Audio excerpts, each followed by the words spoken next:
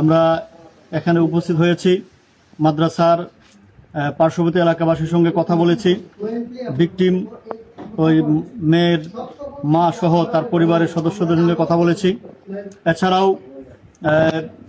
মাদ্রাসার মুহতামিম যার বিরুদ্ধে অভিযোগ, তার পরিবারের সঙ্গে তার আত্মীয় স্বজনের সঙ্গে কথা বলেছি, শিক্ষকদের সঙ্গে কথা বলেছি এবং ইতিমধ্যে আমাদের সঙ্গে সাংবাদিক বন্ধুরাও ছিলেন।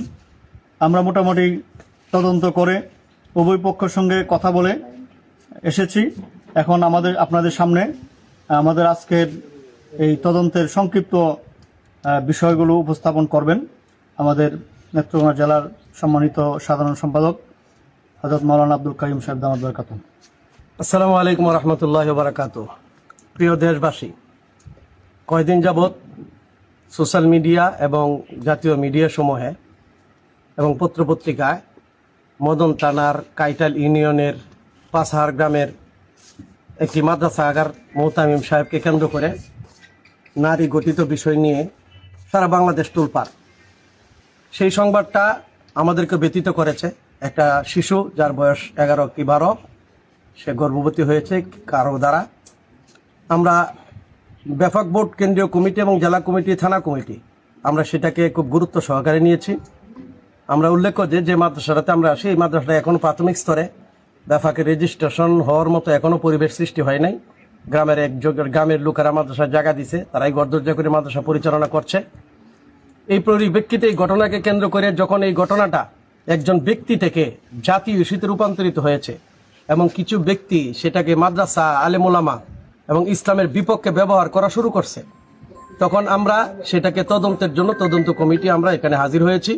আমরা মেয়ের মা, মেয়ের নানা নানি এবং অভিযুক্ত যে হুজুর, ওনার ভাই, ওনার আত্মীয় স্বজন, এলাকাবাসী, ওনার সাথে কথা বলে আমরা যা বুঝেছি, মেয়ে পক্ষ এই হুজুর সেই অপরাধ করেছে এই কথার পক্ষে তারা দৃঢ়, আর ছেলে পক্ষ অপরাধ করেনি এটার পক্ষে দৃঢ়।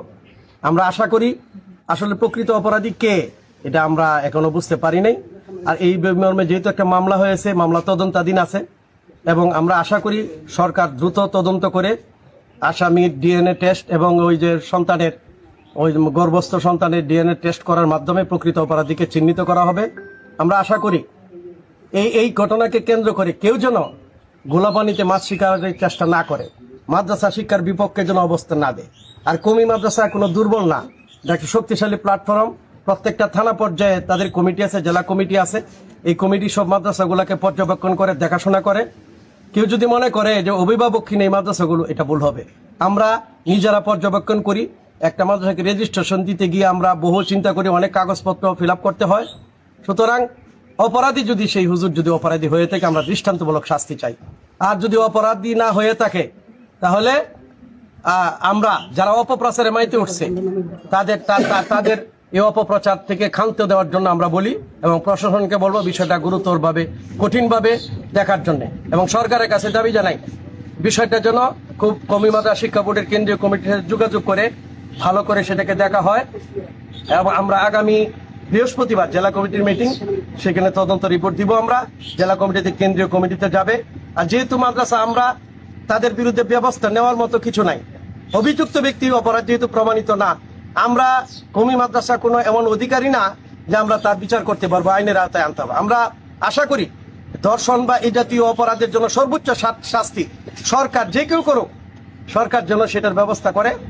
আর আমরা চাই যে এই বিষয়ে, আমরা এটাই চাই প্রকৃত দোষী যে তাকে যেন বিচারের আওতায় আনা হয়। সে যেই পক্ষের হোক না কেন, সে যেই হোক, আমরা চাই এভাবে অযথাই একজন আলেমকে, কওমি মাদ্রাসাকে এভাবে অপদস্থ করা, এটা কোনোভাবেই সম্ভব হবে না।